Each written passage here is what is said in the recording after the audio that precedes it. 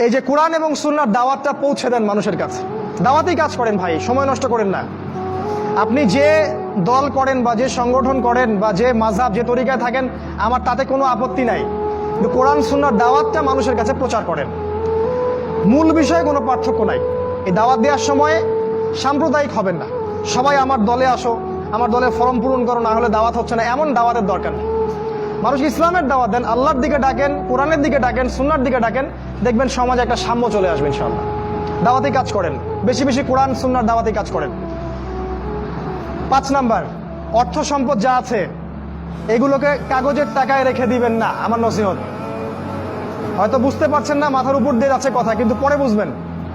টাকা পয়সা যা আছে এগুলোকে ব্যাংকে কাগজের টাকার মধ্যে রেখে দিবেন না, কারণ কাগজের টাকা সামনে আর থাকবে না। লিখে রাখেন, কয়েক বছর পরে দেখতে পারবেন সমস্ত টাকা হয়ে যাবে ইলেকট্রনিক, খালি পাঠাবেন।